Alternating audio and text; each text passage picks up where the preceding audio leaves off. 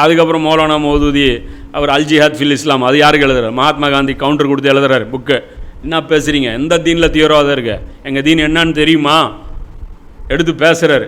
எது அந்த தோட்டக்காரன் தான். இவங்க அற்பமான ஆட்கள். யாருக்கு? இவங்களோட ஸ்டேட்டஸ் என்ன? மகாத்மா காந்தியோட ஸ்டேட்டஸ் என்ன? மௌலானா மௌதூதியோட ஸ்டேட்டஸ் என்ன? அவர் அந்த பெரிய தோட்டக்காரருக்கு சம்மதம் மாதிரி ஆள். இவர் இப்படி.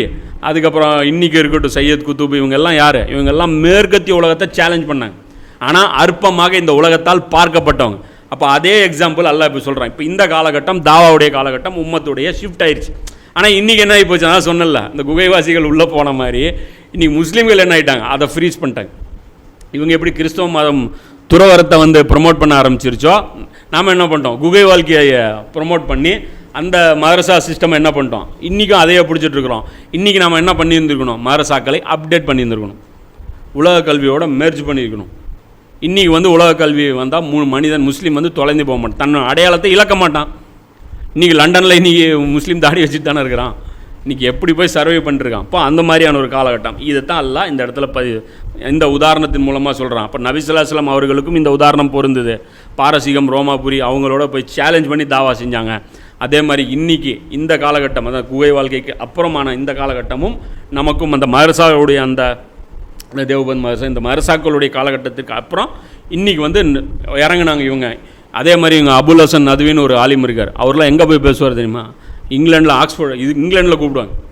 இங்கிலாண்டில் அந்த பெரிய என்ன ஆக்ஸ்ஃபோர்ட் பல்கலைக்கழகமா என்னது, அந்த பல்கலைக்கழகம் அவங்க கூப்பிடுவாங்க இவரை லெக்சர் கொடுக்கறதுக்கு. இஸ்லாம்னா என்ன, அங்கே போய் லெக்சர் பண்ணுவார். இவர் எங்கே போய் பேசுவார்? இஸ்ரேல் ரஹ்மத்துல்லாஹ் அமெரிக்காவில் போய் பேசுவார். அமெரிக்காவில் யூதர்கள் முன்னாடி கூப்பிட்டு வச்சுட்டு உங்கள் தீனில் தப்பு இருக்குது அப்படின்னு சொல்லி அவர் பேசுவார். இவங்கெல்லாம் இப்போ மௌலானா மௌதூதி இவங்கெல்லாம் எங்கே? அமெரிக்காவில், இங்கிலாண்டில், பிரிட்டனில், ஃப்ரான்ஸில் இங்கே போய் இவங்கெல்லாம் தாவா செஞ்சோம். இன்றைக்கி இவர் இம்ரான் ஹுசைன் எங்கே போய் பேசுகிறார்? எங்கே போய் பேசுகிறார்? ரஷ்யாவில் போய் பேசுகிறார். ரஷ்யாவிட்ட போய் அவங்க போய் சொல்கிறார் உன் ஃபாரின் பாலிசி இப்படி இருக்குது அப்படிங்கிற. அவர் இங்கிலாண்டில் போய் அதை பேசுகிறார். அவர் ஒவ்வொரு நாட்டிலையும் போய் அந்த இடத்துல போய் இறங்கி நின்று அவங்க பேசக்கூடிய அளவுக்கு இன்றைக்கி இன்டலெக்சுவல் இருக்காங்க. அபுல் ஹசன், சில ஸ்காலர்ஸ் எடுத்துங்க, இவங்களை பற்றி தேடி பாருங்கள். அபுல் ஹசன் நதுவி இவங்கெல்லாம் பயங்கரமான ஸ்காலர்ஸு.